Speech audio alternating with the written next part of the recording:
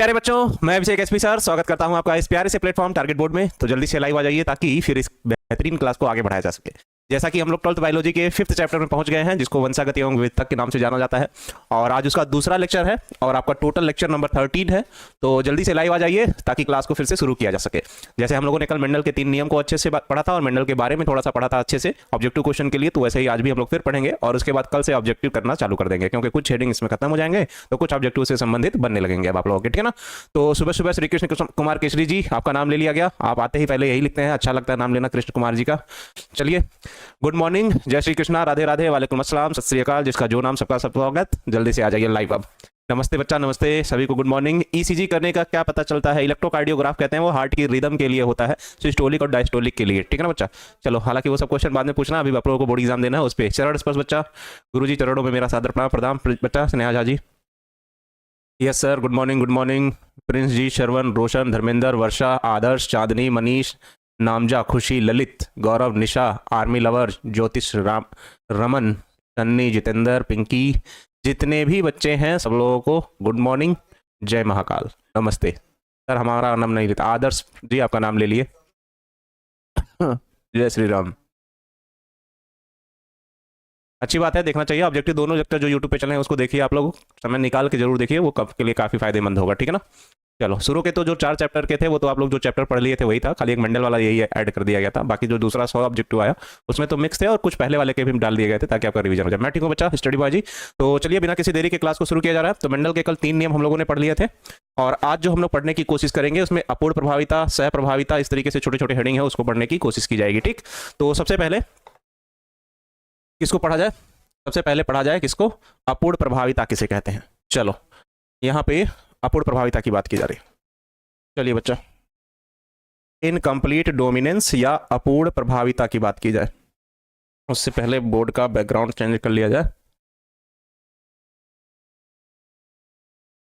ठीक है।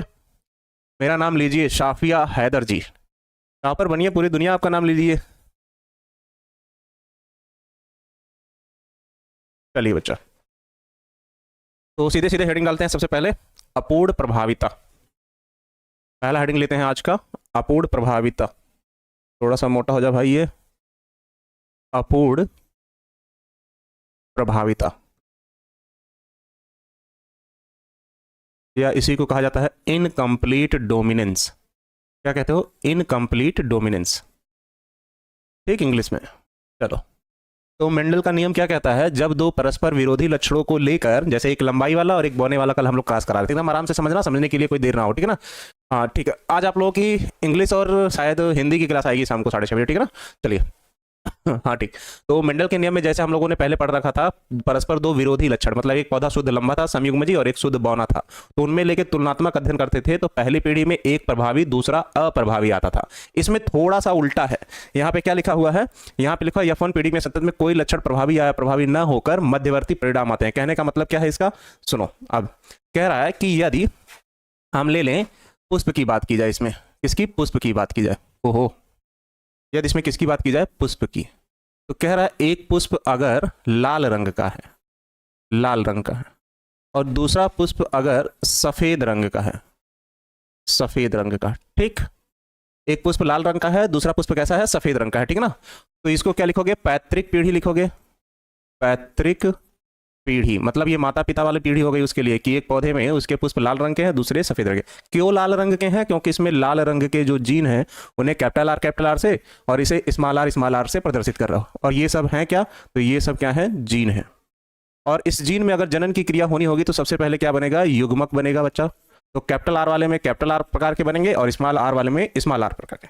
अगले स्टेप में दोनों में होगा क्या? संकरण। तो संकरण की क्रिया में दोनों आपस में मिलेंगे, संकरण की क्रिया में दोनों आपस में मिलेंगे, और संकरण के पश्चात जो दोनों लक्षण आएंगे, यहां से आएगा कैपिटल आर और यहां से आएगा स्मॉल आर। और ये कौन सी पीढ़ी है? तो ये है प्रथम पीढ़ी, प्रथम पीढ़ी है।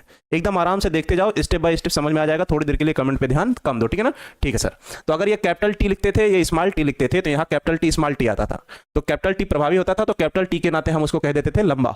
लेकिन कह रहा है कि यहाँ अगर मेंडल के प्रथम नियम की बात की जाए, हम लोग प्रभाविता के नियम की, तो वो यहाँ पर काम नहीं करता है। क्यों? क्योंकि प्रथम पीढ़ी में, इस प्रथम पीढ़ी में, ये सब तो युग्मकों वाला है, ये जीन वाला है। प्रथम पीढ़ी में जो दोनों लक्षण मिलते हैं कौन कौन से? एक कैपिटल आर और एक स्मॉल आर।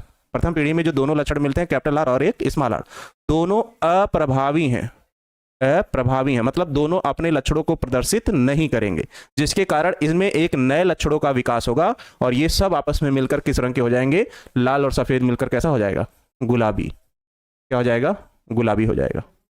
इतनी बात समझ में आ गई। तो अगर पूछेगा अपूर्ण प्रभाविता में क्या होता है, तो अपूर्ण प्रभाविता के नियम के अनुसार जब दो परस्पर विरोधी लक्षणों को लेकर इनमें तुलनात्मक अध्ययन किया जाता है तो प्रथम पीढ़ी में प्रदर्शित होने वाले या दिखाई वाले लक्षण नए लक्षण होते हैं जो पहले दोनों लक्षणों से मिलते नहीं है। लेकिन यदि इन्हीं में स्वपरागण की क्रिया करा दी जाए, स्वपरागण की क्रिया कराई जाए, तो किसको, कैपिटल आर स्मॉल आर को किससे कराओगे, कैपिटल आर स्मॉल आर से ही, और फिर इसमें क्या करोगे, संकरण की क्रिया कराओगे। तो कैपिटल आर पहला पहले से, दोनों कैपिटल आर, पहला दूसरे से कैपिटल आर स्मॉल आर, दूसरा पहले से कैपिटल आर स्मॉल आर, और पहला इसको स्मॉल आर स्मॉल आर। कौन सी पीढ़ी हो गई बच्चा, ये हो गई द्वितीय पीढ़ी, द्वितीय पीढ़ी, द्वितीय पीढ़ी।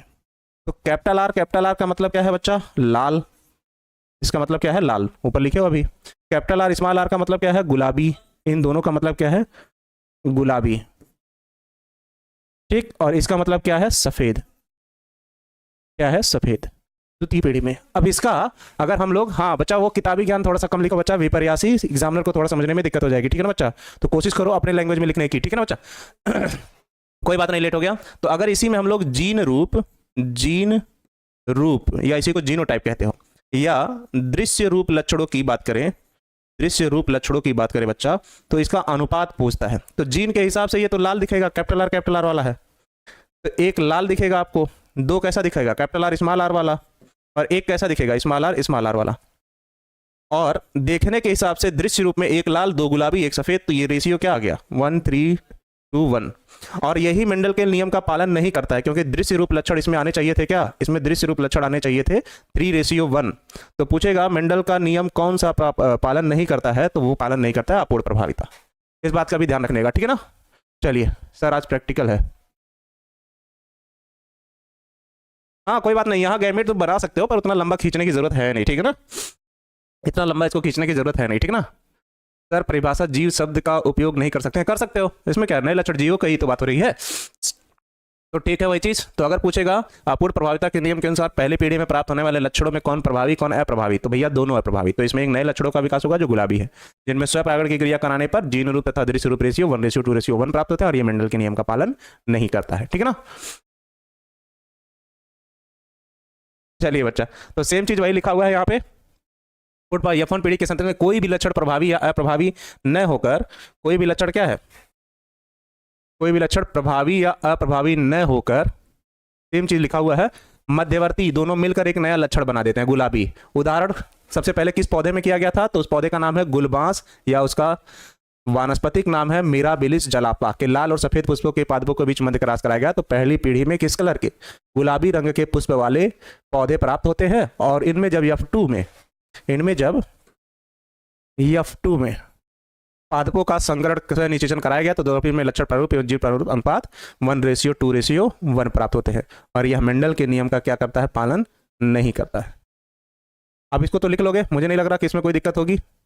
तो अगर पूछेगा अपूर्ण प्रभाविता को, तो आप इस सर मेंडल के नियम बोल रहे हैं सर जी, जीव शक्तियों का उपयोग कर सकते हैं, बिल्कुल कर सकते हो भाई, ठीक ना, इस बात का ध्यान रखना।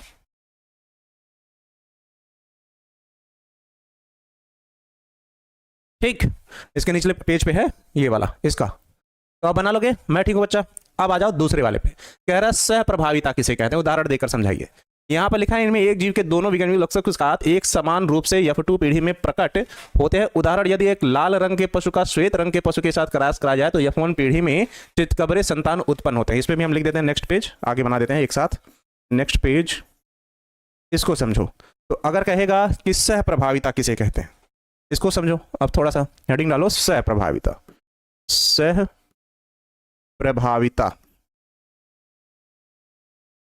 हेडिंग डालते हैं सहप्रभाविता। इसमें भी उसी तरीके से लिखना प्रारंभ करेंगे जैसे हम लोग पहले वाले में लिखे। तो पहले लिखेंगे हम लोग क्या, पैतृक पीढ़ी, क्या लिखोगे, पैतृक पीढ़ी लिखेंगे, ठीक। पैतृक पीढ़ी में सबसे पहले कहा है कि एक काले रंग का जीव है, एक काले रंग का है, और एक सफेद रंग का, सफेद ही बोला है ना, काले करसु के साथ, और श्वेत, हाँ सफेद, सफेद रंग का पशु है। अब सफेद कहने का मतलब इसमें से एक को आप लोग किसी को नर मान लीजिएगा, एक को किसी को आप लोग मादा मान लीजिएगा, ठीक है ना। हाँ फिगर भी बनाएंगे, बताइए सर इस फिगर को बगैर बनाए, कहाँ गया, इस फिगर को बगैर बनाए आप लोग नहीं आएंगे, फिगर बनाना ही पड़ेगा, इस बात का आप ध्यान रखिएगा, ठीक है ना। रिंकी कुमारी जी कुछ चेंजेज होंगे उसमें, ठीक है ना। हाँ फिगर बनाना है, इस बात का विशेष ध्यान रखिएगा आप लोग। चलो आगे फिर लिखते हैं।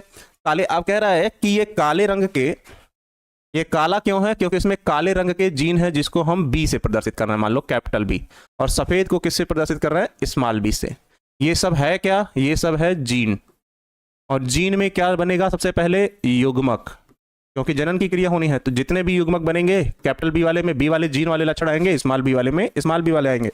दोनों संकरण की क्रिया में आपस में क्या होंगे, मिलेंगे, या निषेचन की क्रिया में, क्योंकि ये जंतु है, दोनों बात यहाँ पर लिख सकते हो, यहाँ संकरण भी लिख सकते हो, निषेचन भी लिख सकते हो, ठीक, दोनों आपस में युग्मक क्या होंगे, मिलेंगे। तो जो नए लक्षण इसमें आ रहे हैं वो लक्षण कैसे होंगे, कह रहा है कि ये कैपिटल बी भी होगा और स्मॉल बी भी होगा, मतलब प्रथम पीढ़ी में जो ये लक्षण हैं कैपिटल बी और स्मॉल बी दोनों कैसे होंगे, प्रभावी होंगे, मतलब दोनों अपने लक्षणों को क्या करेंगे, प्रदर्शित करेंगे। तो इस पीढ़ी में जो जानवर पैदा होगा वो कैसा होगा, चितकबरा होगा। चितकबरा मतलब उसके शरीर पर सफेद और काले दोनों रंग के धब्बे होंगे, जैसे जर्सी गाय वगैरह आप लोग देखते होंगे। तो जर्सी गाय अगर पूछेगा किस क्रिया के द्वारा उसके शरीर पर काले और सफेद रंग के धब्बे हैं या दो रंग के धब्बे हैं, तो वो किस क्रिया के कारण, सहप्रभाविता के कारण। क्यों, क्योंकि इनमें परस्पर पहले पीढ़ी में जो दोनों लक्षण मिलते हैं वो दोनों कैसे होते हैं, प्रभावी होते हैं। गुड मॉर्निंग, परिभाषा चित्र समय, परिभाषा बताइए, चित्र नहीं समझ में आता है, मनीष जाटव जी। तो भैया जी परिभाषा के तौर पे आपके पास बाबू सिर्फ इतना है, और इतना लिखने पे आपको पूरा नंबर नहीं मिलेगा, इस बात का ध्यान रखिएगा, ठीक है ना। तो आपको ये बनाना ही पड़ेगा, तो आधा अधूरा काम करके एग्जाम में मत आना बाबू, प्रैक्टिस कर डालो अभी से। तो इनमें स्व परागण न लिख के क्या लिखोगे, स्व संकरण, क्योंकि ये जंतु है, स्व संकरण, पौधा लिखते तो परागण लिखते, ठीक है ना। स्व संकरण की क्रिया कराने पर तो कैपिटल बी को स्मॉल बी के साथ फिर से कराओगे, कैपिटल बी को स्मॉल बी के साथ। एक बच्चा अभी कमेंट कर रहा था सर यहाँ पे हम लोग गैमीट पहले लिखते हैं, तो लो भैया युग्मक दूसरे स्टेप में लिख लो। इसमें दो प्रकार के हो जाएंगे, कैपिटल बी स्मॉल बी, इसमें भी दो प्रकार के हो जाएंगे, कैपिटल बी स्मॉल बी। अब भी आंसर आपका वही आना है, हम बस समय आपका बचाना चाह रहे थे।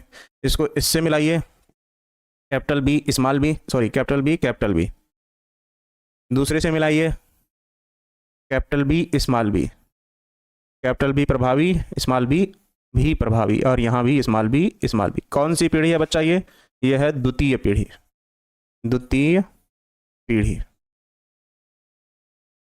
ठीक। चलिए अब इसको क्या कहोगे, कैपिटल बी मतलब काला, कैपिटल बी स्मॉल बी मतलब चितकबरा, तो ये दोनों कैसे हो जाएंगे, चितकबरा, या इंग्लिश में रोन पैटर्न लिखा हो सकता है। स्मॉल बी मतलब क्या हो जाएगा, सफेद, क्या हो जाएगा, सफेद। अब बच्चा इसका हम लोग लिखेंगे क्या, इसका लिखेंगे जीन रूप तथा दृश्य रूप। चलो थोड़ा सा नीचे हो जाओ, एक मिनट। इसका हम लोग क्या लिखेंगे बच्चा, इसका हम लोग लिखेंगे जीन रूप तथा दृश्य रूप लक्षण। तो एक लिखेंगे जीन रूप और दूसरा लिखेंगे दृश्य रूप लक्षण। तो जीन रूप लक्षण भी 1:2:1 आएगा, और ये भी 1:2:1 है। दिखने के हिसाब से एक काला, दो चितकबरा, एक सफेद। जीन के हिसाब से काला ये भी है, दोनों भी कैपिटल बी स्मॉल बी वाले हैं, और यहाँ पर स्मॉल बी लास्ट वाला, ठीक है ना। चलिए कोई बात नहीं, लेट हो गया बच्चा। तो पैतृक पीढ़ी क्या होता है सर, माता पिता वाली पीढ़ी। माता पिता मतलब ये जो पैदा होगा इस रंग का, उसके लिए तो ये माता पिता वाले लक्षण ही होंगे, इसलिए उसको पैतृक पीढ़ी लिखा गया, ठीक है ना। सर जी फिगर नहीं आता है बनाने को, हाँ आप ही कॉपी चेक करने जाते हैं बच्चा, ठीक है ना। चलिए चलो बच्चा, रोशन फोटोग्राफर जी, ये आपका जेनेटिक्स की क्लास है जिसमें आप लोग ये पढ़ रहा, तो अभी जनरल क्वेश्चन ना ही पूछे, उसका समय बाद में आएगा जब तक पूछ लिया जाएगा, ठीक। चलिए इतनी बात समझ में आ गई। पीडीएफ टाइम पर नहीं आता, चलो इसका कंप्लेन तो हम जरूर करेंगे। प्रिया कुमारी जी लग रहा है आप रह गई, ऑब्जेक्टिव हो गया कल, तो ये बात अब समझ में आ गई होगी। एक है क्या, सहप्रभाविता, और एक क्या है, अपूर्ण प्रभाविता, ठीक। चलिए अब आते हैं अगले टॉपिक पे। उसके पहले बीच में एक पेज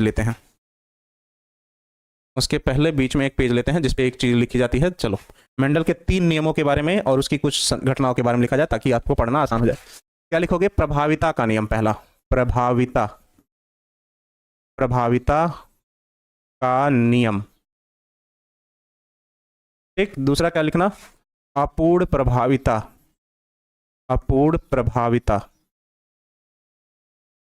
तीसरा क्या लिखोगे? सहप्रभाविता।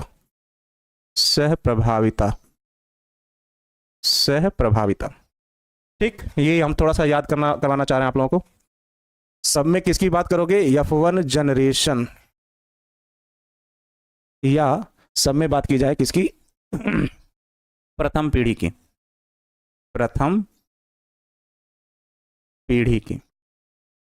तो प्रथम पीढ़ी के अनुसार प्रभाविता के नियम के अनुसार क्या आता था? एक आता था कैपिटल टी, एक आता था स्मॉल टी। अपूर्ण प्रभाविता का उदाहरण तुम लोग अभी क्या लिए थे? अपूर्ण प्रभाविता का उदाहरण लिए थे ये वाला। तो पहला आया है कैपिटल आर, दूसरा आया है स्मॉल आर। ठीक है ना, कैपिटल आर और स्मॉल आर, और इसमें आया है क्या? कैपिटल बी और स्मॉल बी।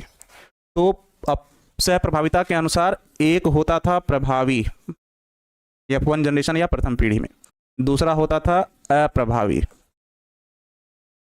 ठीक, इसमें दोनों होते थे क्या? अप्रभावी, प्रथम पीढ़ी में जो लक्षण मिलते थे, और इसमें दोनों होते थे क्या? प्रभावी। तो अगर पूछेगा अंतर किसमें किसमें? प्रभाविता में, अपूर्ण प्रभाविता में, सहप्रभाविता में और इन तीनों में अंतर पूछेगा बच्चा। तो अंतर अब आप लोग समझ लीजिएगा। मुझे नहीं लगता कि आप लोगों को दिक्कत होने वाली है, आराम से समझ लेंगे। समझ लोगे तीनों? सर फिगर के अकॉर्डिंग डिफिनीशन समझाइए। बच्चा फिगर के अकॉर्डिंग ही डिफिनीशन लिखा है, पता नहीं क्यों नहीं समझ पा रहे हैं। देखो क्या लिखा है? सहप्रभाविता के अनुसार पहली पीढ़ी में कैसे लक्षण आए? चिपकबरे। तो वही तो लिखा है कि जिनमें एक जीन के दोनों युग्म विकल्प एक साथ समान रूप से F1 पीढ़ी में प्रकट होते हैं। उदाहरण, यदि काले एवं सफेद रंग के पशु के बीच क्रॉस कराया जाए तो पहली पीढ़ी में F1 पीढ़ी में चितकबरे संतान उत्पन्न होते हैं। वही चीज तो लिखा है बच्चा।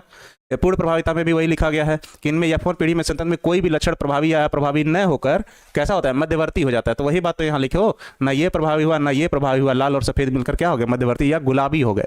वही चीज तो आपको लिखा है। ठीक है ना, चलिए बात समझ में आ गई होगी। तीनों में अंतर अगर पूछेगा, तीनों आप क्लियर कर लेंगे आप लोग। अब आते हैं चौथा, टेस्ट क्रॉस या बैक क्रॉस किसे कहते हो? तो नाम से ही है टेस्ट क्रॉस या बैक क्रॉस। ठीक है ना, तो नाम से ही क्या लिखा है? टेस्ट क्रॉस या बैक क्रॉस। तो टेस्ट मतलब परीक्षण संकरण के चेक करोगे कि माता पिता के लक्षण संतानों में जाते हैं कि नहीं, और बैक मतलब पीछे जाना। तो बैक क्रॉस से ये पता किया जाता है कि पुराने पीढ़ियों के लक्षण हमारे शरीर में आ रहे हैं कि नहीं। ठीक है ना, आ जाएगा बच्चा। हाँ, फिगर के साथ लिखना सारे बच्चे। अब कुछ बच्चे नहीं, तो फिर भी मान के चलो अगर 10 बच्चों का कमेंट आ रहा है तो 6 से 7 बच्चे यही लिख रहे हैं कि सर फिगर के साथ परिभाषा लिखना अच्छा होगा एक तरीके से। हाँ, यही काम कीजिएगा, फिगर के साथ ही लिखिएगा। ठीक है ना, चलिए चलो बच्चा। अब कहता है कि पहले कह रहा है कि बैक क्रॉस और टेस्ट क्रॉस किसे कहते हैं। तो सबसे पहले कह रहा है कि हम किसको पढ़ने की कोशिश कर रहे हैं? सबसे पहले हम लोग पढ़ेंगे प्रतीप संकरण या पूर्वज संकरण या बैक क्रॉस की बात कर रहा हूं। देखो कह रहा है F1 पीढ़ी में प्राप्त प्रभावी संकरण का इसके युग्म संगमजी जनक के क्रॉस प्रतीप संकरण कहलाता है। इसमें संतान का संकरण शुद्ध जनक से कराते हैं। जैसे कहला हम लोग लिखें, सुनो पहले लिखोगे क्या? पैतृक पीढ़ी। एक किनारे से लिखते हैं यहाँ पे। पहले क्या लिखोगे? पैतृक पीढ़ी। ठीक, पैतृक पीढ़ी में एक लिखा जा रहा है, मान लो समयुग्मजी लंबा। समयुग्मजी लंबा, इसका कहने का मतलब क्या है? और दूसरा लिखा जाए समयुग्मजी बौना।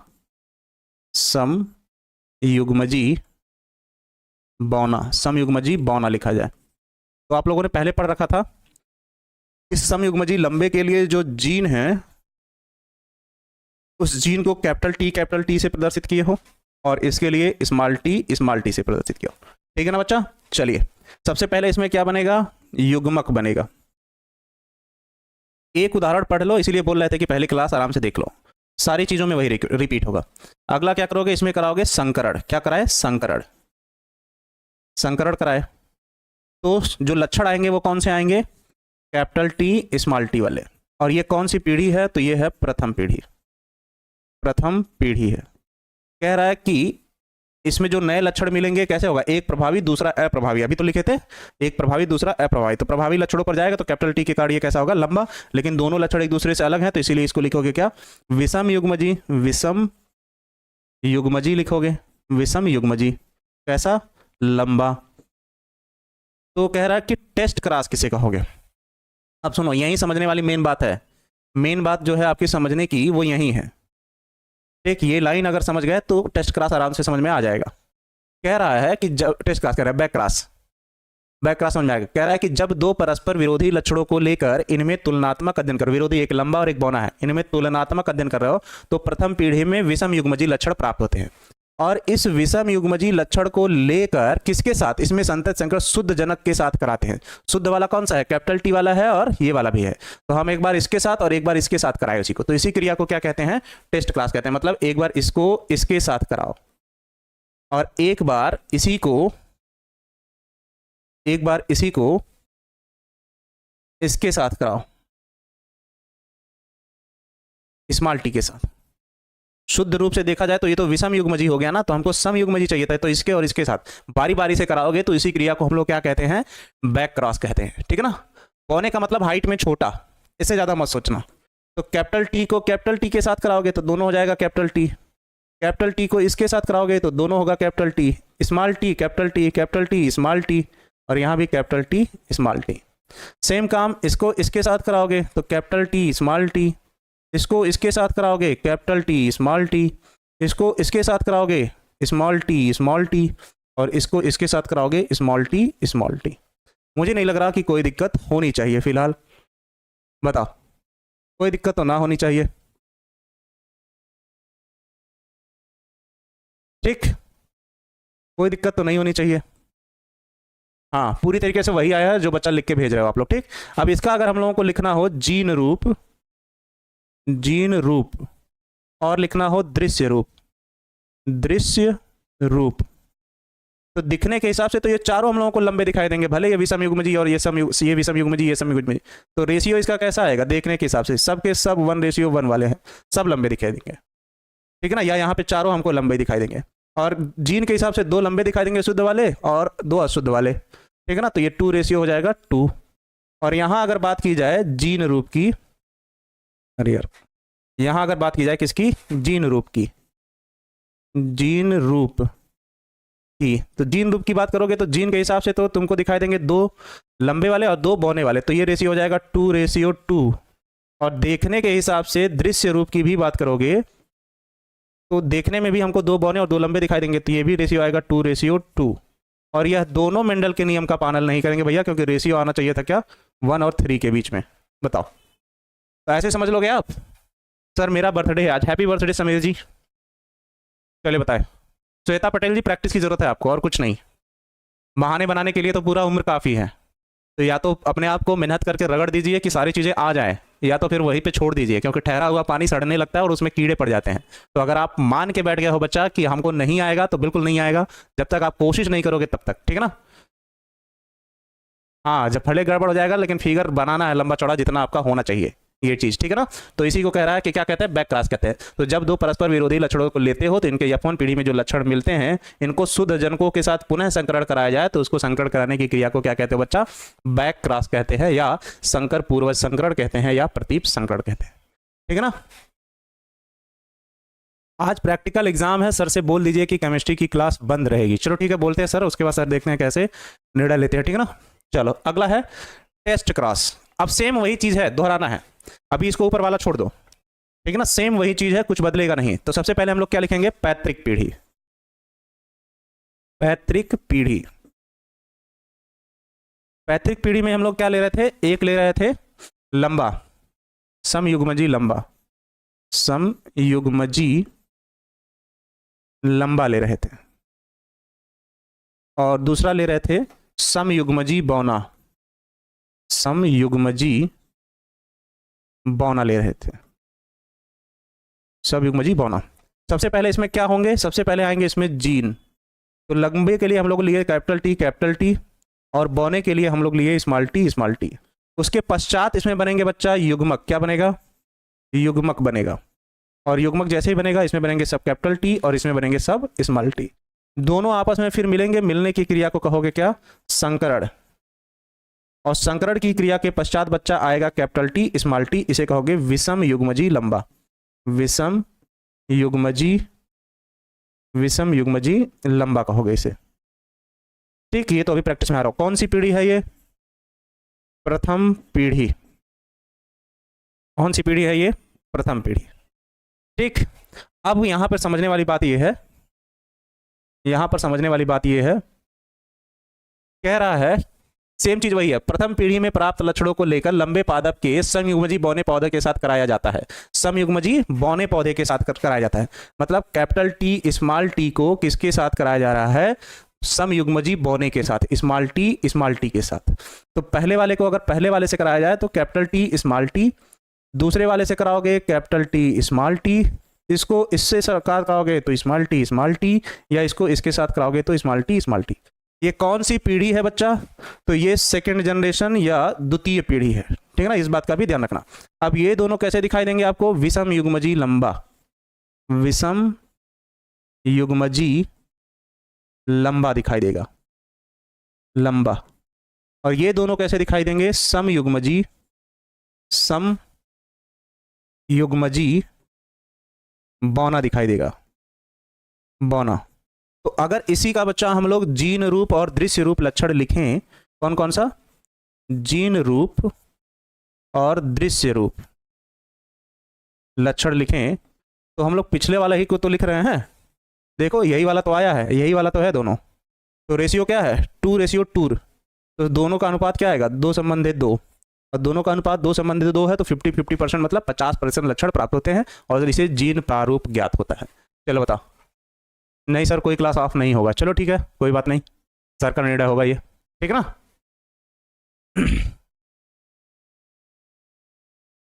चलो बताओ, लेट मत हो बच्चा, और इसको आज के लेक्चर को कम से कम एक बार और देख के प्रैक्टिस जरूर करना, क्योंकि प्रैक्टिस नहीं किए तो फिर ये यहीं सिमट जाएगा दिमाग में। तो आपका कम से कम 5 नंबर जाएगा, ध्यान रखना, कम से कम 5 नंबर जाएगा, पहले बता दे रहे हैं।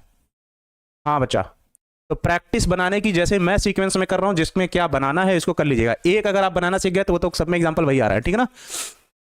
मेंडल का नियम किसी काम का नहीं है, नहीं, मेंडल का नियम जो 3 है वो काम का है, ये मेंडल के नियम का पालन नहीं करेगा, कहने का मतलब है, ठीक है ना।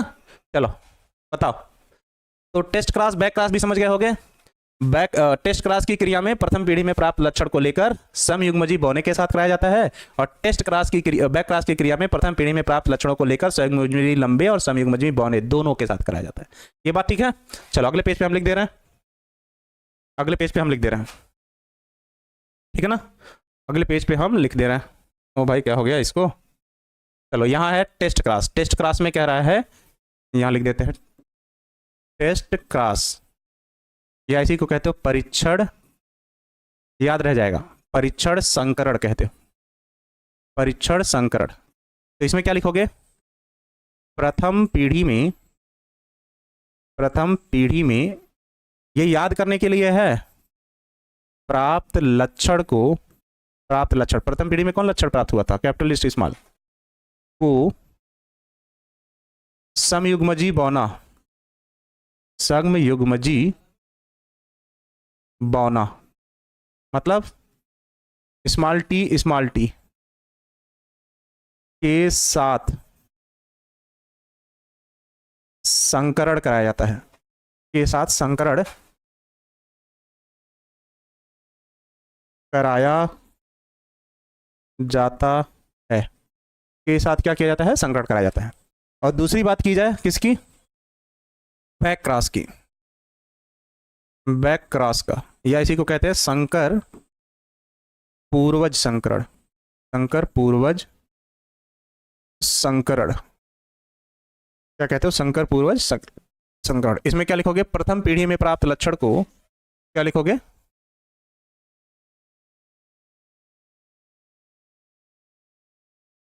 प्रथम पीढ़ी में प्राप्त लक्षण को समयुग्मजी बौना तथा समयुग्मजी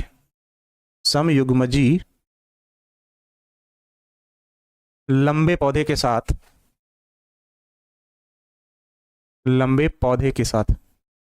लंबे मतलब कौन सा? कैपिटल टी वाला, पौधे के साथ संकरण कराया जाता है, संकरण कराया जाता है। एक लाइन याद रखोगे आराम से याद रहेगा। बता, एक लाइन याद रखोगे आराम से याद रहेगा, ठीक है ना। हाँ एमडी सलमान जी, आप किताबी ज्ञान लिख दिए पर सही है वो भी, ठीक है ना। अगर आपको वो याद है तो वो भी परिभाषा आप लोग एग्जाम में लिख सकते हो। चलिए बता। हाँ भाई कोई क्लास नहीं ऑफ ऑफ नहीं होगा, चलो नहीं कहेंगे सर से, हम सर को जो निर्णय लेना होगा अपना ले लेंगे, ठीक है ना। चलिए बताइए। सर हमारे स्कूल में तो कुछ नहीं है, हाँ तब बंद नहीं रहेगा। चलो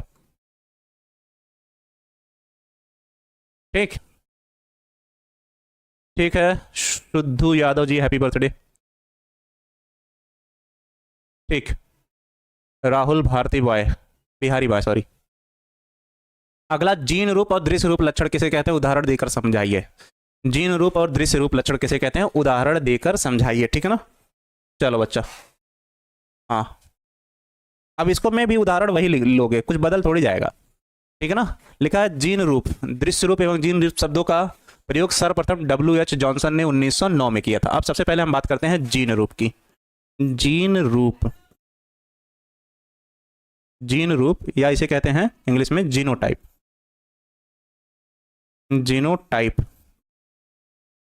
तो अगर बच्चा उदाहरण के तौर पे आप लो, कहा जाए कि मेरे बाल आपको घुंघराले दिखाई देते हैं, तो जो लक्षण आपको दिखाई देते हैं बच्चा, उसे हम लोग कहते हैं दृश्य रूप लक्षण। क्या कहते हैं, जो लक्षण हमें दिखाई देते हैं उसे हम लोग कहते हैं दृश्य रूप लक्षण, और जो लक्षण हमें दिखाई नहीं देते हैं उसे हम लोग कहते हैं क्या, जीन रूप लक्षण कहते हैं, ठीक है ना। उसे क्या कहते हैं, जीन रूप लक्षण कहते हैं। वह लक्षण जो हमें दिखाई देते हैं उन्हें कहते हैं दृश्य रूप लक्षण, और वह लक्षण जो हमें दिखाई नहीं देते हैं उसे हम लोग कहते हैं क्या, जीन रूप लक्षण। तो जीन रूप लक्षण जो होते हैं वो हमारे जीन में पाए जाते हैं, इस बात का ध्यान रखना। तो जो लक्षण घुंघराले बालों वाले आपके मुझे मेरे दिख रहे हैं वो मेरे कौन से लक्षण है, दृश्य रूप। लेकिन क्यों घुंघराले हैं, क्योंकि घुंघराले बालों वाले जीन मेरे शरीर में है, तो वो जीन रूप लक्षण है, ठीक है ना। सर एग्जाम कॉपी में गधा, चलो लिखा है, लिखोगे वह लक्षण, वह लक्षण जो डीएनए में उपस्थित, डीएनए में उपस्थित कारक या जीन, कारक या जीन धारण किए रहते हैं या धारण करते हैं, उन्हें जीन रूप लक्षण कहते हैं, जीन रूप लक्षण कहते हैं, लक्षण कहते हैं। जैसे, जैसे में क्या लिखोगे जीन रूप लक्षण में, जैसे लिख लो हाइपर ट्राइकोप्सिस, हाइपर ट्राइकोप्सिस। ये आप लोगों को आगे हम पढ़ा देंगे, तो अभी हाइपर ट्राइकोप्सिस क्या है इसको लेके परेशान मत रहिएगा, बस इतना ध्यान रखिएगा ये केवल पुरुषों में होता है और वाई गुणसूत्र के कारण होता है, जिसके कारण पुरुषों के कान पर लंबे बाल उग जाते हैं, ठीक है ना। हाँ गधा का मतलब खच्चर होता है सर, जी नहीं, गधा का बच्चर बच्चे खच्चर नहीं होता है अर्थ, ठीक है ना, गधा गधा खच्चर अलग है। दृश्य रूप लक्षण किसे कहोगे, दृश्य रूप लक्षण किसे कहोगे, या इसी को कहते हो फिनोटाइप, फिनोटाइप। इसमें क्या होगा, वह लक्षण, वह लक्षण जो जीन के कारण, जो जीन के कारण हमारे शरीर में दिखाई देते हैं, हमारे शरीर में दिखाई देते हैं, दिखाई देते हैं हमारे शरीर में या जीवों के शरीर में भी लिख सकते हो, देते हैं, उन्हें, उन्हें दृश्य रूप लक्षण कहते हैं, उन्हें दृश्य रूप लक्षण कहते हैं, उन्हें दृश्य रूप लक्षण कहते हैं। इनमें क्या लिख सकते हो, कैपिटल टी स्मॉल टी ऐसे करके ये सब लक्षण हो जाएंगे, और उसी कैपिटल टी स्मॉल टी को जैसे करके यहाँ पर क्या लिख सकते हो, विषम युग्मजी लंबा लिख सकते हो, ये दिखाई देता है, विषम युग्मजी लंबा लिख सकते हो, विषम युग्मजी लंबा। तो जीन रूप लक्षण क्या था, ये वाला, ये जीन रूप लक्षण हमको 2:2 तो इसका अनुपात जीन थोड़ी दिखेगा पौधे में, पर हमको उस दृश्य रूप के हिसाब से 2 लंबे शुद्ध 2 बौने शुद्ध ये तो दिखेंगे, ठीक है ना। हाँ, यही लिखना है और कुछ नहीं लिखना है, ठीक है ना बच्चा। जीन रूप और दृश्य रूप में 2 नंबर के क्वेश्चन, इससे ज्यादा कुछ लिखने की कोशिश मत करिएगा। बात समझ में आ गई? बताओ। F1 का मतलब होता है प्रथम पीढ़ी, फिलियल फर्स्ट, उसको पढ़ते हैं। तो कभी कभी ऑब्जेक्टिव में भी पूछता है, वो आप लोगों को हम कराते हैं, ऐसा नहीं है कि नहीं कराते ऑब्जेक्टिव में। तो जहां F1 लिखा होगा, F का मतलब है फिलियल, फिलियल, और प्रथम द्वितीय फर्स्ट सेकंड थर्ड जो भी लिखा होगा तो उसको पीढ़ी मान लेना, ठीक है ना। F का मतलब होता है फिलियल, ठीक। चलो, पढ़ना तो पड़ेगा बच्चा, अब चाहे बैक लाग लगा हो, चाहे कुछ भी, एग्जाम आपको देना है, हम बस सहयोगी है, आपको जो चाहिए तो समझा सकते हैं, ठीक है ना। चलो बताओ, जीन रूप और दृश्य रूप लक्षण अब क्लियर हो जाएगा। 2 दिन और उसके बाद चैप्टर खत्म कर देंगे, 4 दिन लगेगा इस चैप्टर में, ठीक है ना। चलो, अगला है कौन सा, समयुग्मजी तथा विषम युग्मजी लक्षण किसे कहते हैं। तो सेम चीज वही है कि इस शब्द का प्रयोग सबसे पहले समयुग्मजी और विषम युग्मजी शब्द का प्रयोग सबसे पहले बेटसन तथा सैंडर्स ने 1902 में किया था। अब यहाँ पे कह रहा है कि समयुग्मजी और विषम युग्मजी किसे कहते हो। तो अभी तो लिखे थे कैपिटल टी, अगर कैपिटल टी लिख रहे थे तो इसको कहते थे लंबा, क्या लिखते थे, लंबा। और कैपिटल टी और स्मॉल टी भी लिख रहे थे तो इसका मतलब भी लिख रहे थे लंबा। पर दोनों में फर्क क्या था कि इन दोनों को हम क्या कहते हैं, जीन कहते हैं। इन दोनों को क्या कहते हैं, जीन कहते हैं। और ये दोनों कितने लक्षण हुए, तो बच्चा एक लक्षण हुए। क्या हुए, एक लक्षण है। एक ही लक्षण की तो लेके तुलना कर रहा हूं, लंबाई की बात तो कर रहा हूं। अब चाहे छोटा है कि बौना है उसकी बात हो रही है, या लंबा है कि दोनों लंबे हैं उसकी बात हो रही है। तो इसकी इसमें क्या लिखोगे, जब एक ही लक्षण के लिए, जब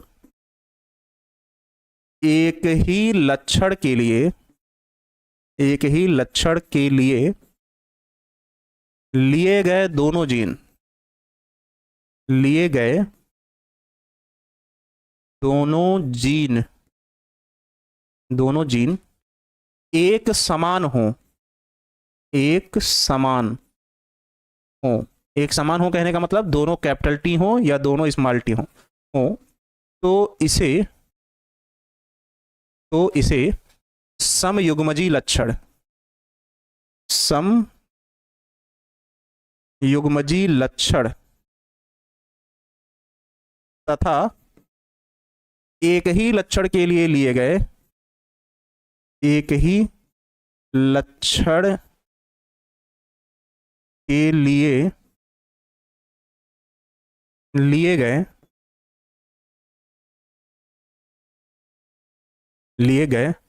एक ही लक्षण के लिए लिए गए, लिए में ये वाला होगा यहां पे, लिए गए